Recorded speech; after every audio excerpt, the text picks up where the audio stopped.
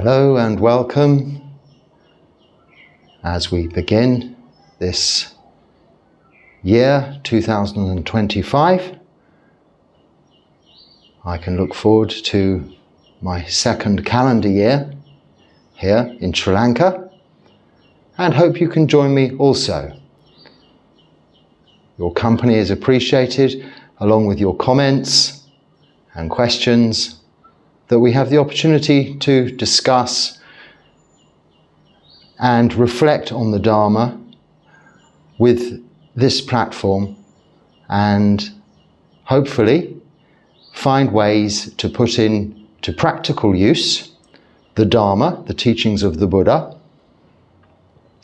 that is not just for monastics but for lay practitioners of Buddhism also, and demonstrate how we can use in our everyday activities those teachings to our advantage and ultimately contentment, happiness. So the first comment today: do you have any experience with the Samatha Trust in the UK? I visit the Manchester Centre. So I've had another question recently with regards to meditation centres in the UK, and no, I don't have any experience or even knowledge or have heard of them for no reason other than I haven't been looking for those kind of places for many years now. I've been practicing meditation. Initially that was online, but at the beginning, right at the beginning of my practice, I was drawn towards Buddhism itself, Buddhist meditation within Buddhist monasteries, specifically Thai forest Buddhist monasteries. And that was the direction that I took with regards to my own practice. So I had no necessity to explore Vipassana courses or other areas of non-monastic forms of meditation, whether it be Buddhist or otherwise, in my own country or anyone else, anywhere else for that matter. So I can't really help with that kind of information. You can only just do your own research and experience for yourself what it's like. And we're all different. We all appreciate different things in different ways. So go along, and you seem to be enjoying it already, you say. So continue with that. The person, a regular subscriber here, I know you also visit Amaravati Buddhist Monastery in Hertfordshire, Hemel Hempstead, Hertfordshire, England. So you know the kind of practice I'm used to, albeit what you perhaps see on the face of it there as a visitor might be somewhat different because it's often a little bit busy on special occasions in such a place than that of a monk practicing in a kuti in a jungle in Thailand.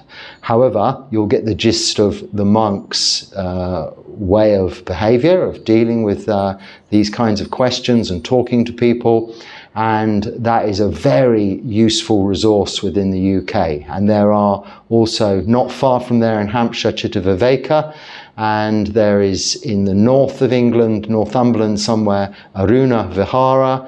There's another one, I've forgotten the name of it, across the border just as you go into Scotland, and also one down in the West Country. All of that Ajahn Chah tradition of monasteries, and now also in Southern Ireland too. So there is an abundance of resources not too far about within the UK itself that I have visited and had great benefit from, as well as all of the other things you may find during your searches.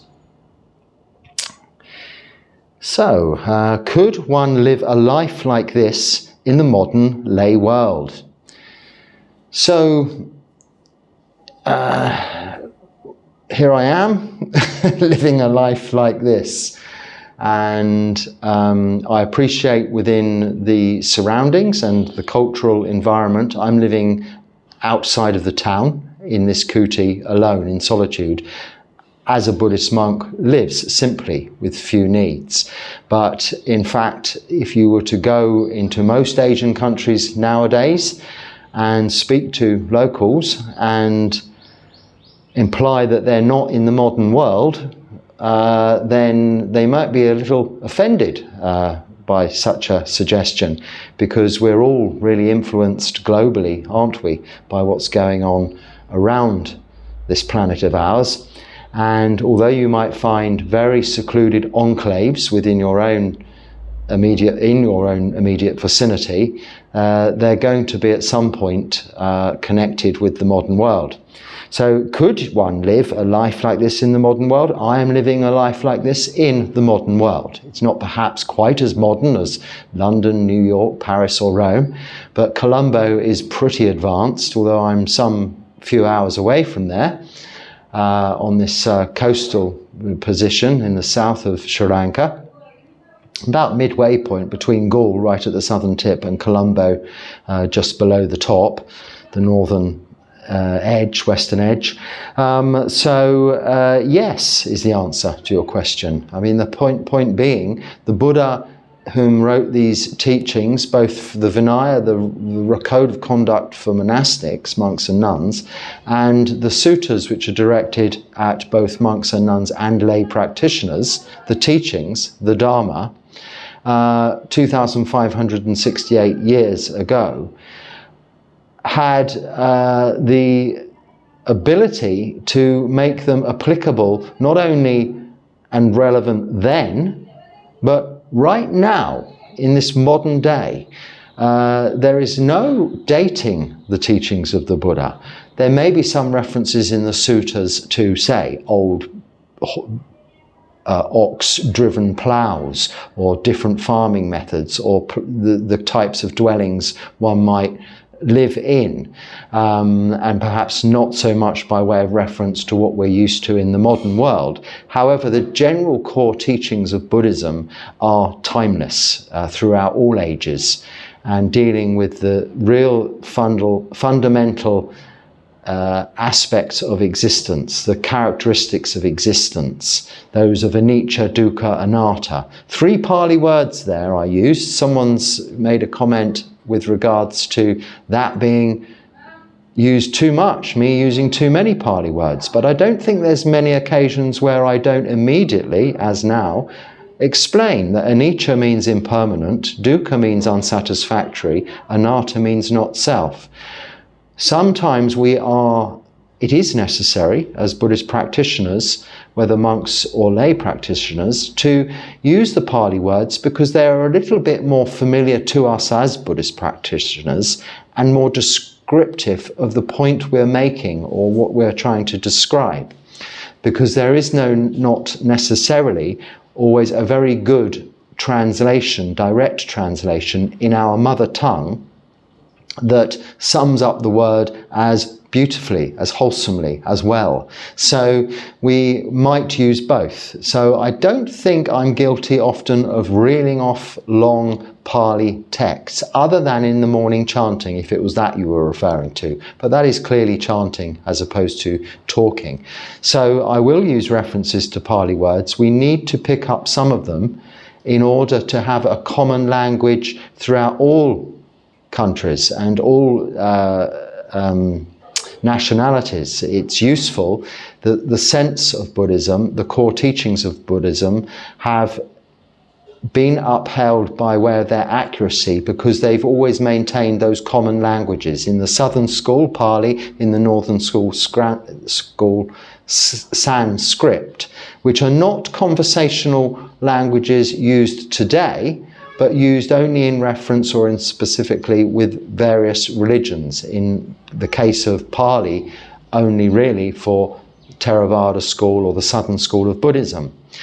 But it's that use of an old language, like the use of, say, Latin in Christianity and in Catholicism specifically, or Hebrew in Judaism, the Jewish religion, that has kept consistency over the generations and the millennia since their first being written down.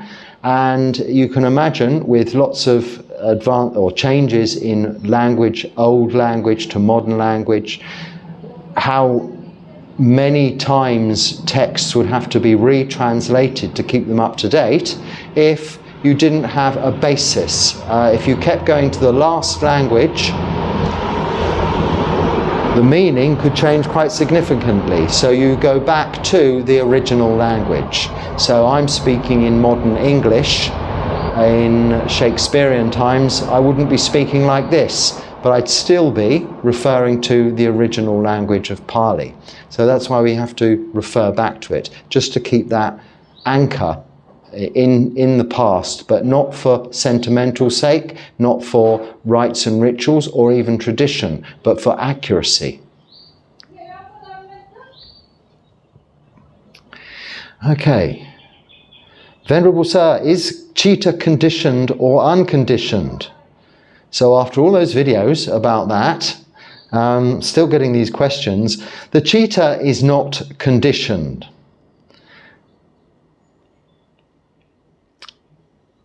I'll say that again.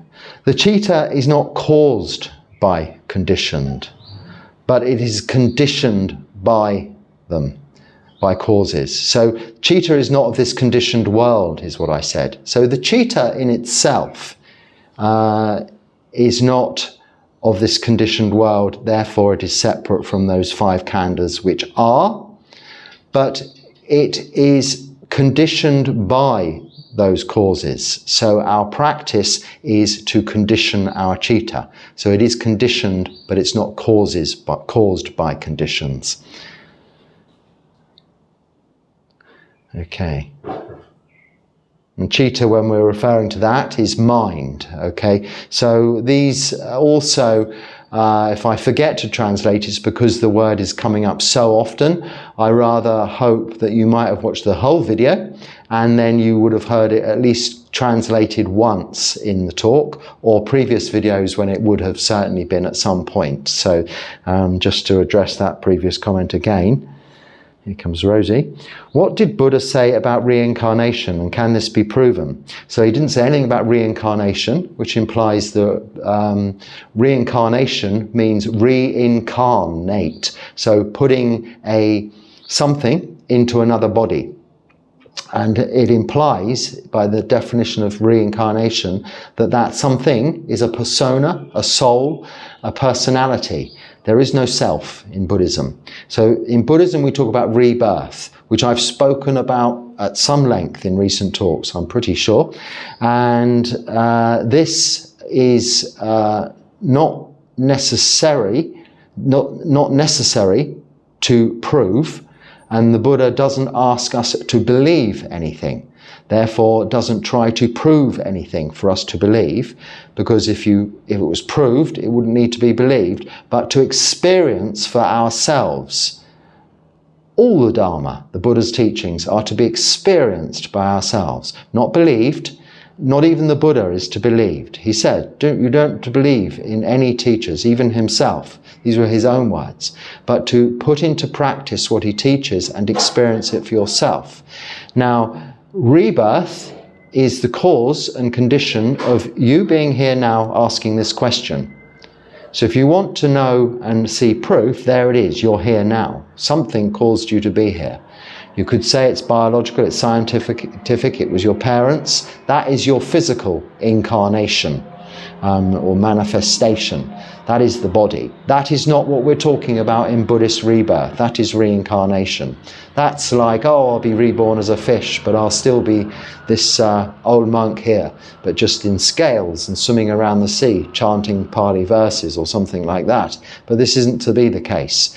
If you are reborn, it is possibly in any realm, whether heavenly or hell-like, human or animal, as a result of the causes and conditions you put in place yourself. So that is what the Buddha says about rebirth, not reincarnation. And can it be proven? It can be experienced by yourself. If you don't practice, you will experience rebirth, as you have in this lifetime, which is how you've come to be here now. Oh, this is a long one.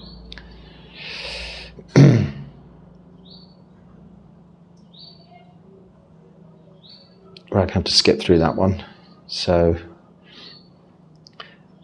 how do I overcome sexual desire? It is causing me anxieties. I am single and may remain so. but finding it difficult to overcome these desires. So I've given quite a long talk on that. If you just search on this channel this question about how to overcome sexual desires, I've spoken of it at some length. But I mean, don't differentiate that to any other desire. How do we overcome desire? We recognize its cause. This is the whole principle of this practice. So it doesn't need to be isolated in itself. But I will add, as a lay practitioner, you're not required, is not in the precepts that you're celibate. It is that you refrain from sexual misconduct. This is not celibacy. Only as an ordained monk or nun do we change, or someone keeping the 8 precepts, maybe once a month or twice a month or once a week, determines to remain celibate. So changing that 3rd precept of refraining from sexual activity to celibacy for that day, that from one morning and one dawn until the following dawn. Or if you go to live in a monastery, it's usually required. Other than that, you can have ordinary relationships. Well, ordinary, I suppose, is up to the individual, but consensual and mutually beneficial relationships, I should say. And in that case, that's still refraining from sexual misconduct, so not in breach of any of the 5 precepts. There's no harm being done there. The Buddha doesn't expect that of lay practitioners. After all, this is how we have relationships and marriages, or children are born or coming into being in the first place. So don't get anxious about it. This is just another hindrance and problem you're needing to overcome.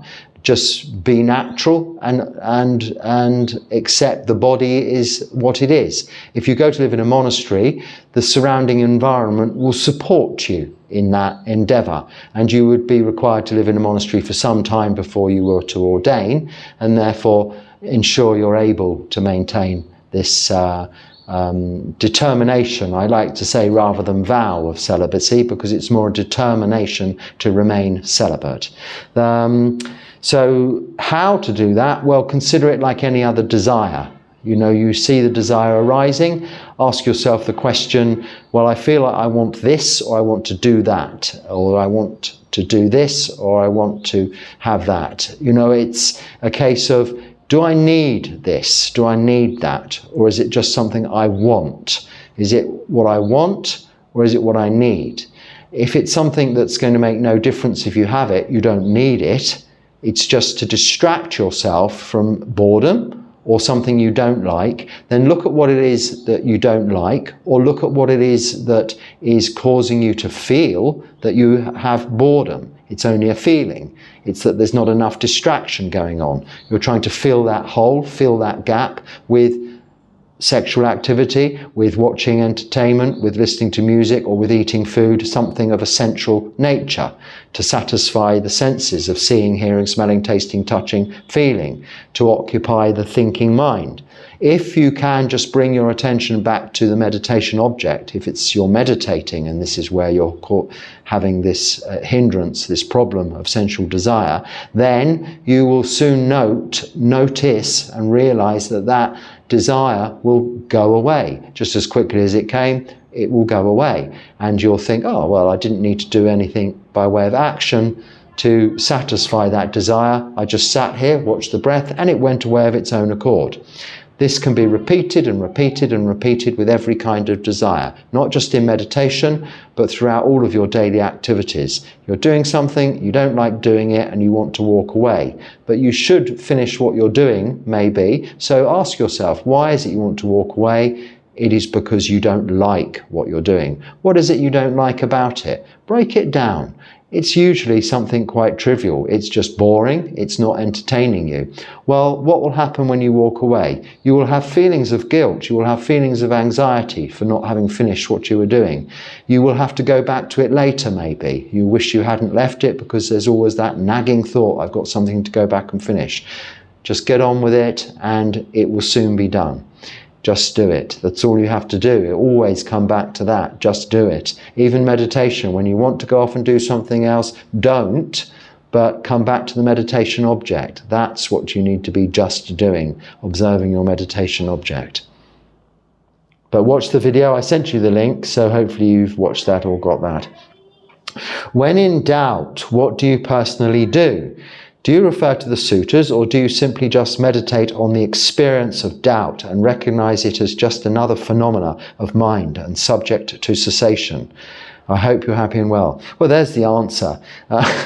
No, I'm not that clever that I can simply think, right, I'm not sure whether to go this way or that way, or I'm not sure whether this is right or this is wrong, or do I want to eat this or do I want to eat that? There is some doubt. I'm going to now sit and meditate, see the doubt and think of this feeling of doubt, seeing it arise, seeing it stay a while and seeing it pass away. No.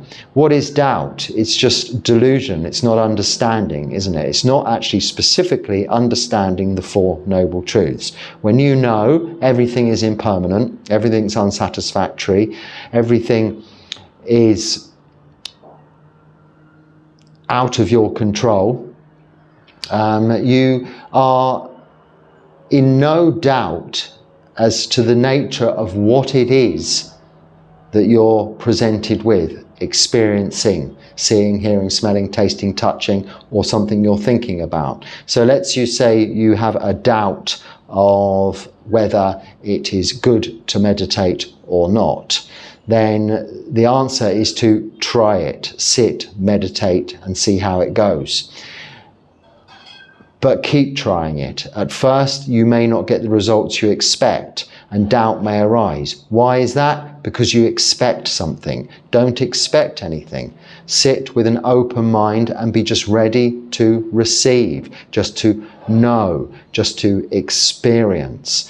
Expectations are only always going to lead to disappointment because of impermanence, because of unsatisfactoriness, and because of everything being out of your control.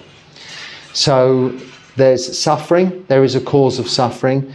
Desire is really the cause of suffering. Wanting things to be the way that you want them, or wanting to be the way other than the way things are.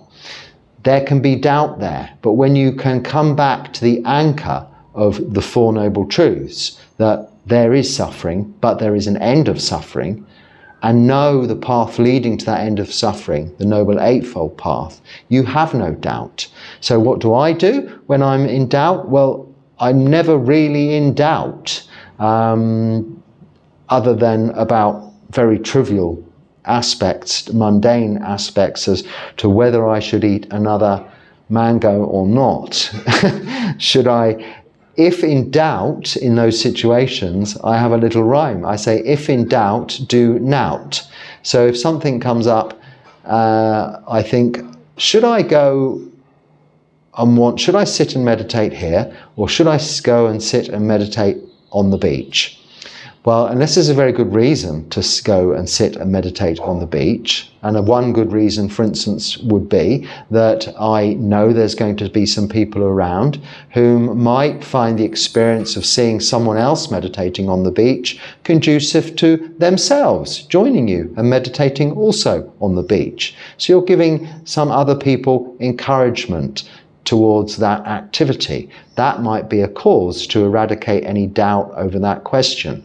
But if it's simply a case of me knowing there's going to be absolutely nobody there other than some sea to watch and the sunset setting, I would know that I'd be going to the beach not to meditate, but to watch the sea and to watch the sun setting and enjoy the environment. And there's nothing wrong with that either.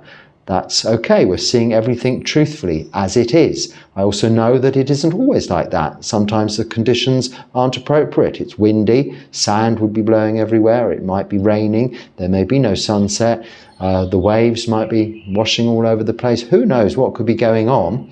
But one uses wisdom not of a highly intellectual, analytical basis where one would have to get a big book out and read about it to extinguish a doubt, but to see through common sense what the options are. So if there's absolutely no difference between going down to the beach to sit and meditate, or staying exactly where I am to sit and meditate, if in doubt, there would be some doubt there. There wouldn't really, because to go to the beach, you've got to get up and go there. It's only 100 yards. I had a crab here this morning, so it's that close, an actual crab from the beach. Lost its way. I had to put it in a jug and take it back down to the edge of the sea, because I was worried that the cats may have distracted it, and that's why it got lost, and some kittens were trying to play with it. And although it was quite safe from them, it couldn't have been an enjoyable experience for the crab, and I didn't want it to get lost and never find the sea. So I took it back to the beach. No doubt there, it was the kind thing to do. But my little phrase that I remind myself always, that if in doubt, do nout. So if I'm in doubt about doing something, I just don't do anything. Because when you need to do something, there is no doubt. When you want to do something, there may be some doubt. So doubt only highlights the lack of need. If you need to eat, you know, there's no doubt over that. If you want to eat something really tasty, you can certainly know that that is doubt, because you're just wanting to distract yourself from your practice, or to just distract your mind from suffering, rather than seeing the true cause of suffering in itself, and then being able, through following the Noble Eightfold Path, to eradicate that cause. That is the practice. That is what we're doing. Okay. But how are you contributing to the collective if you just sit somewhere alone, focused on yourself? Kind of selfish, isn't it?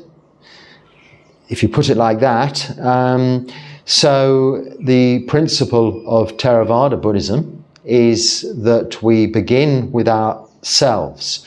So we look after our own practice. So for example, in developing the quality of metta, we have to be able to have loving kindness for ourselves, as we do compassion and joy and equanimity for ourselves first, before we can find that, use that quality and recognize it in others. So we always begin with ourselves in that respect. In terms of meditation in solitude, alone here in the forest, the Buddha does allow, I say allow, our Vinaya, code of conduct for monks and nuns, are not so much rules, they're a supporting structure for our practice. So it's not a case of allowed or not allowed. You are allowed, I am allowed to go and do what on earth we like on this planet if we're able to. I could go and sit in the forest, I could go and sit in a cave and face a wall, go into samadhi, and maybe people would bring food, maybe they wouldn't, maybe I'd die, maybe I wouldn't, who knows what might happen. But the Buddha doesn't actually suggest that's conducive to our practice, rather that we stay within reach of lay practitioners, lay people, in order to go and are unable to store food overnight or make our own food, so that we are dependent on lay practitioners for their support, going to collect food each day. Therefore also introducing them or reinforcing their knowledge of Buddhism and the Dharma, and that there are practicing monks living this way in solitude, as you say, maybe selfishly,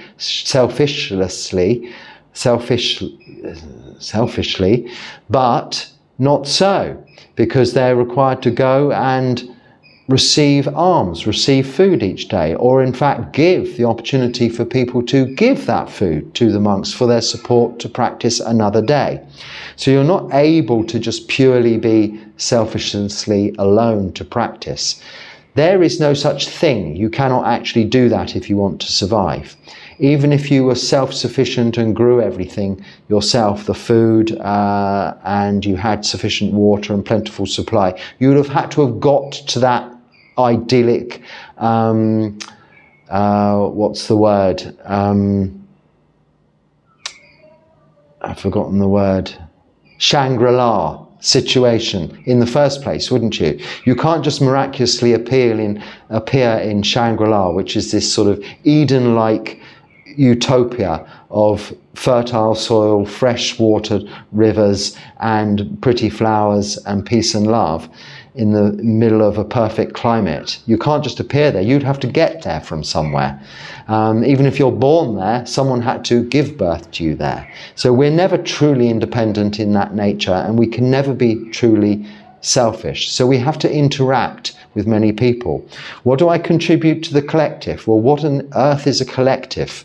We are a collection of beings on this planet, and my main contribution is the intention to do neither myself, maybe selfishly,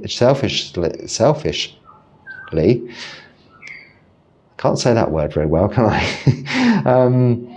It's a tongue twister today, that one.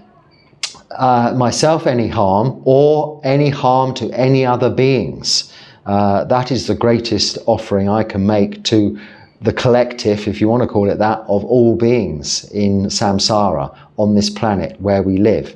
But also I go and collect food each day, which, because it is such a great opportunity that people recognize, being that this is a Buddhist country, and I've done it in non-Buddhist countries also, and it's much the same there. When they realize you're doing this every day, people want to support you.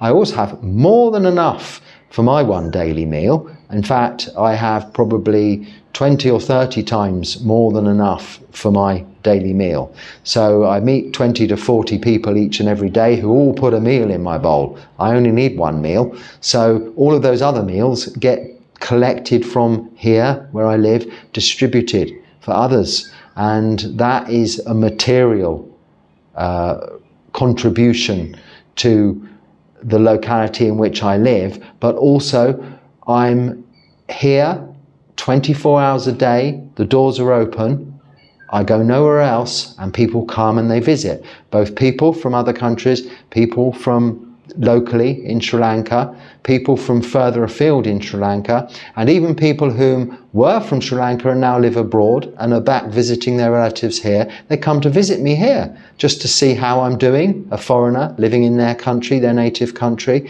see if I'm supported, how I'm supported locally, how our practice and version or understanding of Dharma, there's no different versions, it's just our understanding, isn't it, of Dharma compares to their cultural upbringing in the Dharma, as far as their Buddhist teachings in schools and educational and family environments went. And all of these exchanges of my experience with their experience and interchange. So we are always interacting with society, even whilst living in this 90%, 90 probably higher than that, 5% of the time, bliss of delightful solitude that I have chosen. The alternative would be that I could live within a monastery that often are contributing to society in other ways. Both in India and here in Sri Lanka, many monasteries are also schools, so educational facilities for young people as well as older people. In my own monastery back in India, southern India, has or is getting university status and is actually educating people in like a further education environment. So people coming to Buddhism later in life and wanting to really study the intellectual side of the Buddha's teachings, especially as it's part of their own heritage in their country. So there are all kinds of ways that Buddhist monks, Buddhist nuns contribute to society.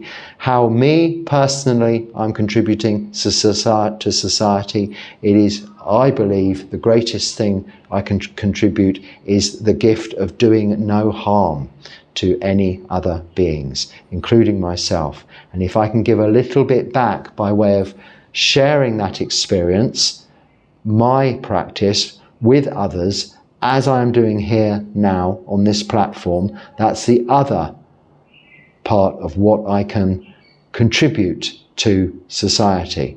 As well as my meeting so many people each and every day whom, if they didn't find it useful, inspiring and joyous to have that exchange each and every morning, and it is literally 365 days of the year and has been now for well over 1 year, If they didn't find it so, they wouldn't come out of their houses in the morning. I don't ask, I don't knock on any doors or even walk up any paths. I walk by at quite a fast pace in order that I'm not hanging around and looking expectantly to receive something. And often people have to chase me a little bit up the road to offer something. So I'm always trying to go a little bit slower so I don't miss anyone. But we don't look around, we keep our eyes straight ahead. And if people want to offer, they can. And they do. And they wouldn't if they didn't find it a valuable contribution. And I'm appreciative of that and grateful for that, because it is indeed the most valuable contribution. It keeps me alive and able to practice for another day. Everything you see here, my robe, here, this shelter, if I've required medicines, which I have since being here, and of course the food I eat each day is supplied by local people, is given, is offered freely and with pleasure to me, and received gratefully with pleasure by me each and every day. And this body that's here has survived on that kind of food, alms food, for now getting on really for 10 years really, but not as a monk. I haven't been a monk quite that long, but I've been living this way for that long. And in that sense, this body probably has long since changed by way of its cellular structure, and is now entirely made up by food that has been given to me voluntarily by people who want to support me in my practice. So what you see here is people's offerings, and I just give it back to you. Could I do a video with chanting? Well, yes, I haven't done a video of just chanting, really, because I'm not so good at it, and there are many that you can choose from in all kinds of different styles, and they put all the subtitles, graphics, a bit like karaoke, you know, on there also for you. But each and every day there is live chanting. I'm coughing and spluttering, it's live, you know, there's no editing. I'm not a show person, it's just I move the camera back a bit and I sit over there and do my normal morning devotional practices. They're not worship, they're not prayers, they're reflections, and they're a brilliant and wonderful and enjoyable start to my day. And I put the YouTube thing on live stream for that short 30 minutes whilst doing that each and every day at 6 a.m. in order that you can experience everything, well, much like this. This isn't edited either. So although it's not entirely live, it isn't live, it's recorded and uploaded. That's just for quality's sake, really. The nature of it is as live as it would get in any environment. But yeah, the chanting is there each and every day. The core sequence of suttas, there's not very much of it, it's quite short, and I've just reintroduced every fourth day, so rather than changing every 3 days, fourth day, some of the Sri Lankan devotional chants, purely because I noticed there's a lot more Sri Lankan audience, people watching this now, than there used to be. In fact, Sri Lanka have now, in percentage-wise, overtaken India. And that's going some, because India is such a vast number of Buddhists in India itself, such a vast population. So in that respect, I've just introduced that also because I quite enjoy that part of the chanting, but it is slightly different. But you can watch that to see. And they're available all of the time, so you don't have to wait or watch them live. I think they stay on there. You just go to the playlist that says chanting, and all the chanting I've ever done that's been live is still there, recorded, and can be watched. You can also use this material, re-edit it, muck about with it. I have no idea how one will do that, but there are no restrictions or copyrights or any of this kind of nonsense. This isn't me, this isn't mine. As I said, what you see here is other people's donated food. That's what makes up these khandhas, this physical body. So it's as much yours as it is mine. In fact, this phone is very much yours. You paid for it. You subscribers, you contributors, people who've kindly sent donations in over the last couple of years. That's how we afford the internet to upload these talks to this platform and the equipment to record it on in the first place. Okay. Oh, I'm very hot. Because you, as a result of that, also bought me a new fan recently, but it's a little bit, I haven't worked out where to put it that it doesn't blow everything around whilst I'm talking or make too much noise. So I thought it was okay to just carry on without the fan on today. But I'm rather wishing I'd spent more time. You see, unedited, unrehearsed, unpracticed. What's this question say? Can it be called meditation too? Oh, this is in regards to chanting as well. So can it be called meditation too? Maybe sound meditation or meditating with vocal powers. So in a way, it's a way of focusing the mind. So it's a kind of meditation, but it's more associated with right mindfulness. One has to have mindfulness when meditating, when chanting. But you're not going to, you might get quite absorbed if you repeat meditation. There are occasions when we might chant, say, Itipiso Bhagava Araham, the qualities of the Buddha, maybe 108 times repeatedly, which takes about 40-45 minutes. And when you do that, because it becomes automatic by nature, you can become quite absorbed in it. But this isn't really the meditation I'm talking about, jhanas or samadhi, leading to jhanas, deeply absorbed states of meditation, secluded from hindrances, secluded from the body, secluded from thinking. This is jhana, this is samadhi. That is not what we're going to get from chanting, but what we can use chanting very much for is a mindful warm-up to that practice, to samadhi. So in the chanting in the morning, I chant and then I say, now samadhi. It's only 15 minutes, but we meditate for 15 minutes, having spent 6 to 7 minutes, half that time, chanting the same repeatedly each and every day, which brings our minds into focus and calms them down from any thought we may have had, if it's at the end of your day when you're watching it, from the daily activities you've been a part of, to a more blank state of mind, just focused on the chanting, and then into samadhi. That is the purpose of that. But there are, in some other kinds of traditions, chants which are more of a repetitive short mantra version, which are associated with their own meditation practices, but not so much in what I share with you here from my own experience. Some people are brainwashed by religion. So yes, I mean, this, if you take the literal meaning of brainwashed, cleaning our brains, I say condition our minds. So not brainwashing, thinking brain being physically washed, cleaned, but removing all defilements in Buddhism is very much the object of Buddhism, to remove greed, hatred and delusion. So clean our both thinking brains and ultimately our minds, the citta. Condition that by the practice of sila, samadhi, panya, keeping precepts, practicing meditation, developing wholesome mind states, reducing unwholesome mind states or wisdom. Yeah, that's brainwashing or conditioning the mind.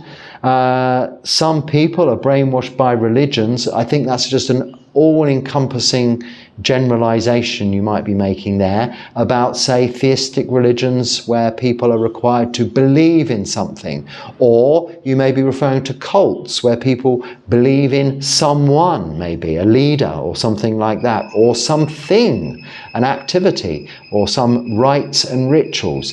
Now, people can be led to convinced in order, so not depending on what language is your mother tongue, I understand what brainwashed means. It means bamboozled, confused, deluded into thinking that what you're doing has to be done and it's the only right way. It doesn't really mean washing your brain or cleaning your mind or conditioning your mind, does it?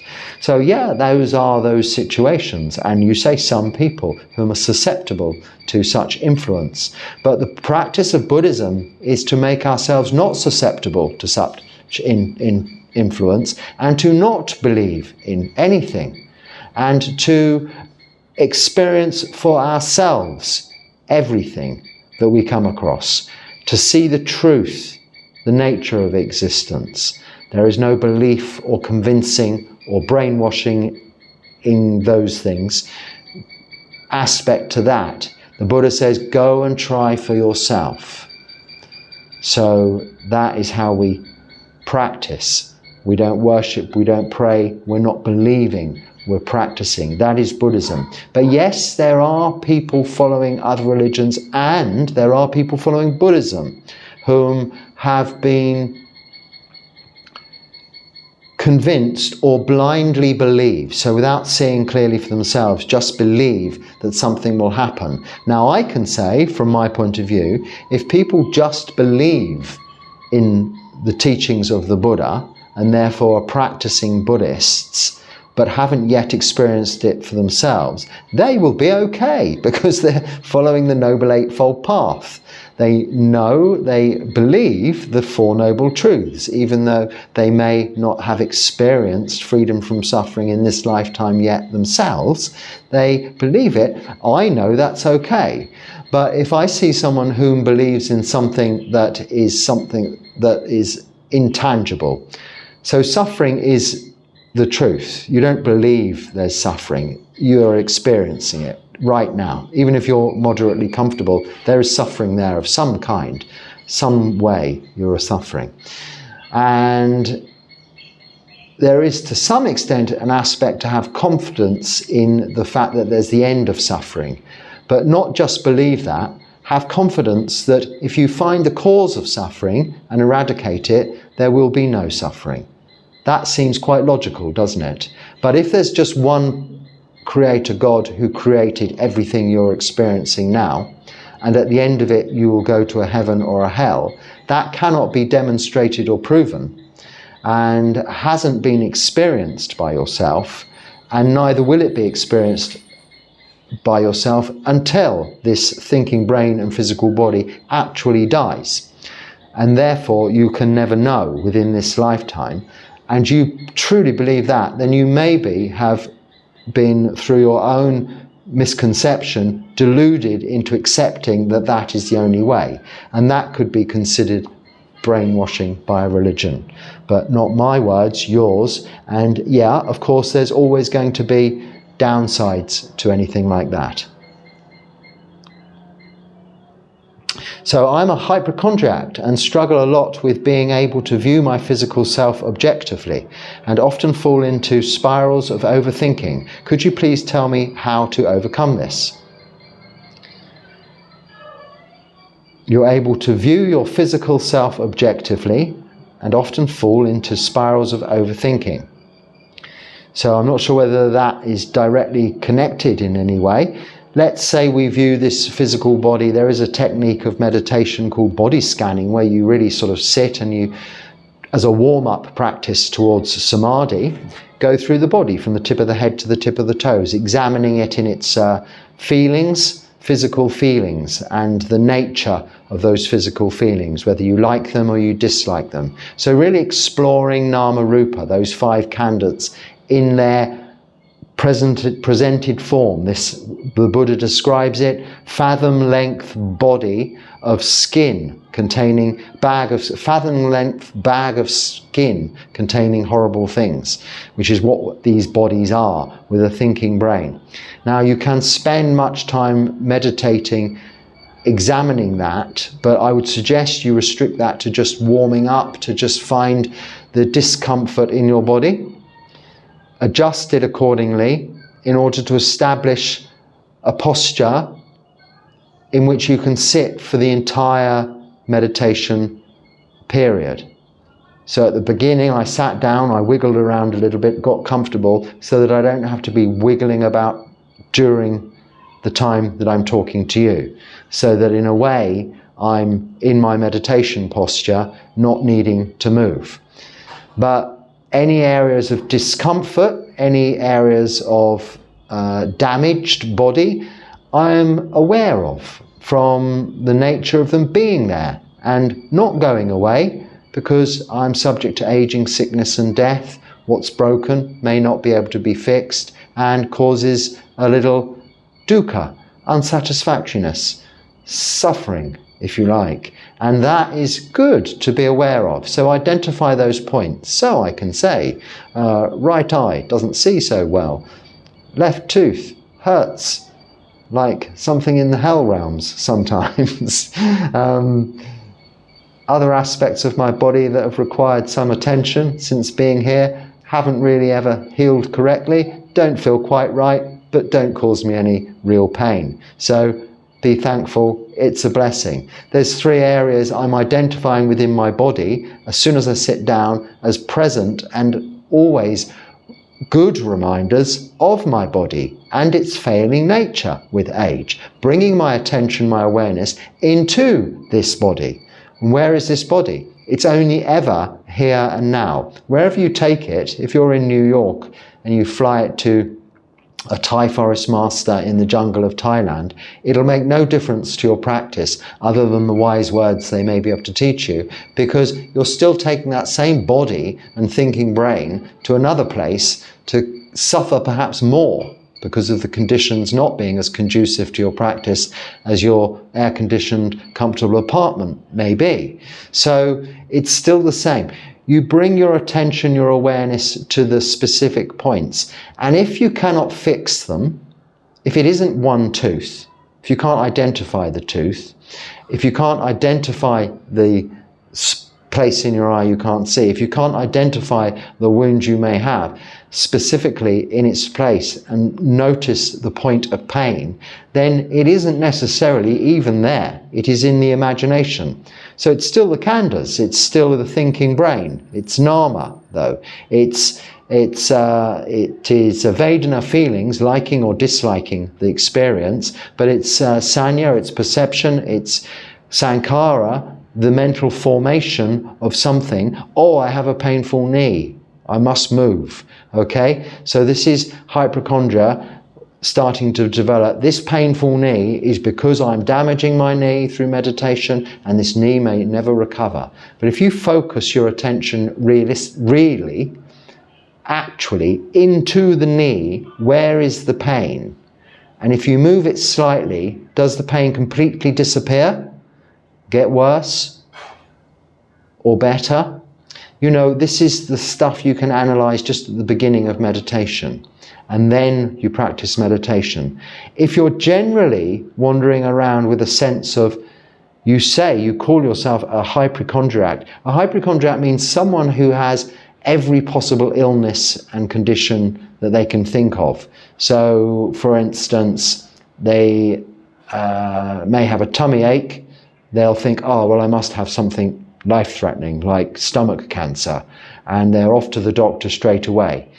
Rather than using, that's delusion, and we're looking to get rid of greed, hatred and delusion.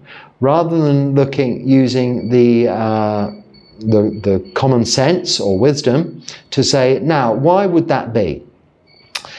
Did I eat too much? Did I eat the wrong thing? Is it food poisoning? Do I need to go for a walk? Do I need to go to the toilet? Do I need to stand up, sit down, adjust my posture? What is it I need to do with this body to make the tummy ache go away? Rather than developing from an initial seed of thought, a whole chain of events that won't necessarily and probably won't happen, but you build in an expectation to be either disappointed or pleasantly surprised by. Rather than that, just seeing the true nature, here and now, in the present moment, what is going on. That alone will dispel any tendency towards hypochondria. Should be nothing in the way of hypochondria. Within Buddhism, you shouldn't be able to be a hypochondriac, let's say, because it can only mean you're not practicing. If you're able to sit and meditate for more than a couple of minutes, you can see that actually your body is supportive of this. Only if you theorize and think about illnesses can you be a hypochondriac.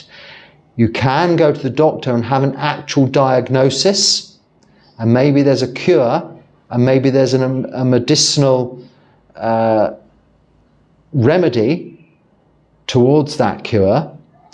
But these are all actual things you can do to alleviate your suffering, and there's nothing wrong with that. But if it's just imagination, it is just that, phenomena in your mind. It's really all just papancha. Papancha being overthinking. And you're asking me how to overcome that. Don't do it. Just say, right, there's pain in my foot. I just experienced pain in my foot. I moved my foot. That's it. I don't think my foot is going to drop off. So once moved, pain gone. I've just moved it back to the original spot.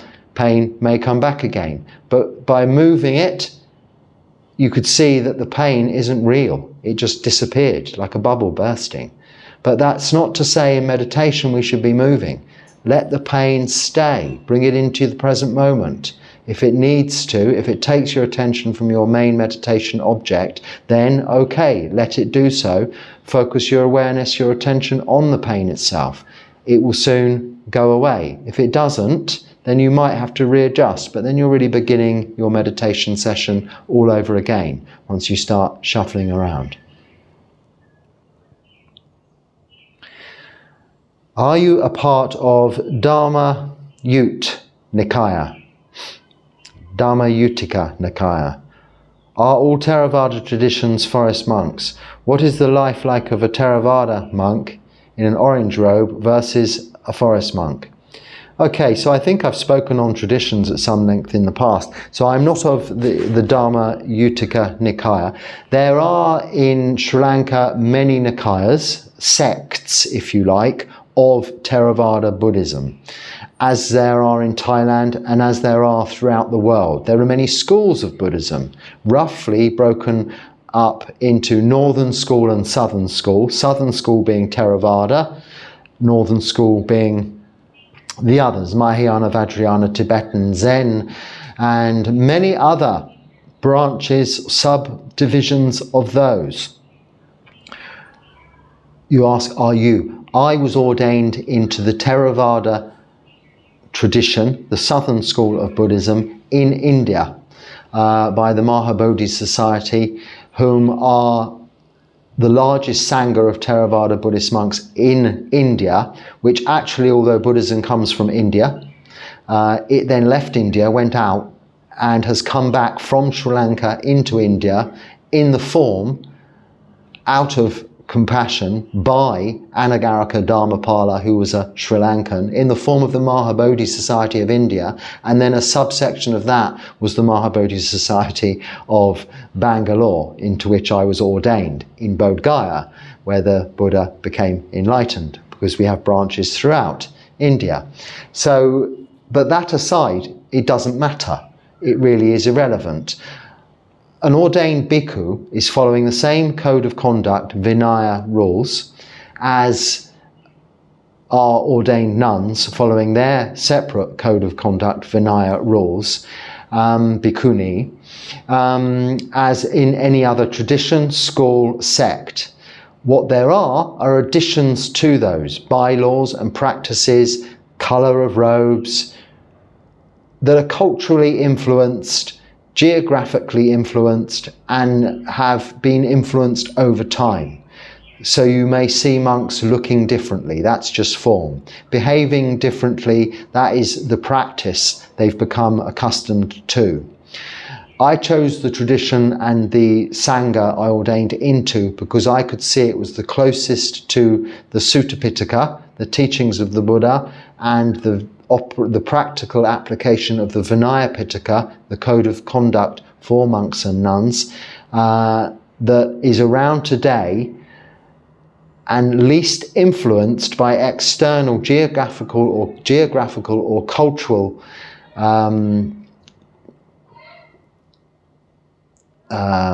conditions surrounding it, because of the nature of it having left India and come back to India, and then India not being a Buddhist country in itself, but having the original heritage and saddha, faith, confidence in that ancient religion of India, as well as, of course, all of those beautiful holy sites and places where the Buddha lived, practiced, and taught these wonderful suttas. You can actually go to the places, I've been to the places referenced in the sutta, in the suttas, when it refers to the Buddha.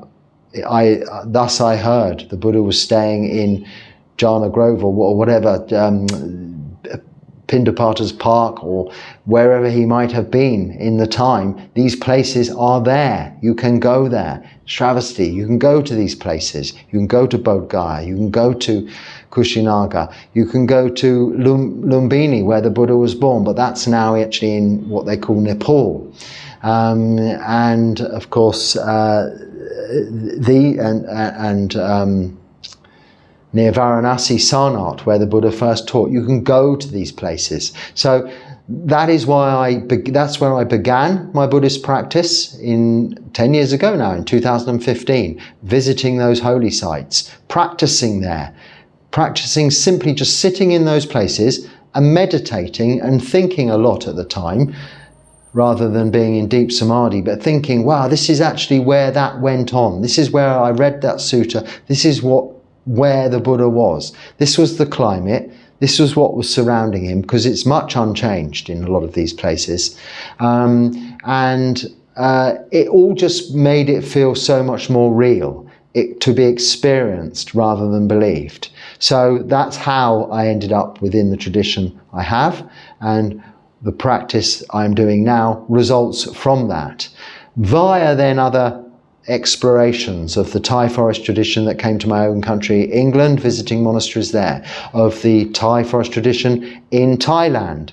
But no, not all Theravada monks are forest monks, and I can't say for sure, but possibly not all forest monks are Theravada monks. I mean, there are forest practicing monks of all kinds of different ancient traditions. There are solitary hermits practicing variations on the themes of Buddhism, perhaps all over the world. We can never be so sure. There isn't just a dogmatic hierarchy. There are those in place, and they are of good support to many useful structures within Buddhist countries and Buddhist cultures and outside of those. And those are developed and continue to be developed because they are wholesome ways of supporting newly ordained monks.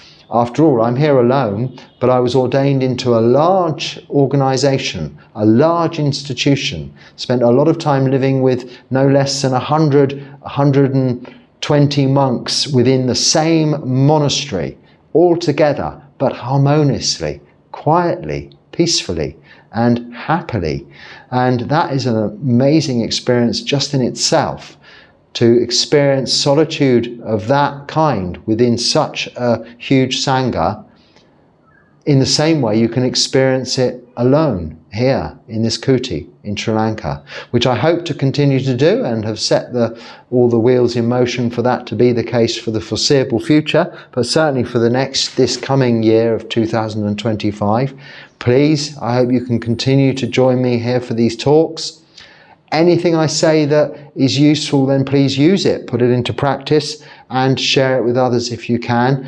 And if it's not, then let it go, put it down. Don't dwell on it. Don't come back with a counter argument. There's no need. It'll fall on, to some extent, deaf ears, because I see the first line of inquiry, responses, and as you've got used to, I always reply to them. So don't follow a thread, make a new comment about the latest video, and where I'm wrong, I'm very happy to admit that. I make many mistakes. I'm by no means an expert. I'm practicing as you are, but in this form and for a long time, and just share that experience with you to use or to put aside. If it's useful, use it. If it's not, let it go. Until next time, be happy, stay well, Sukhi Hotu.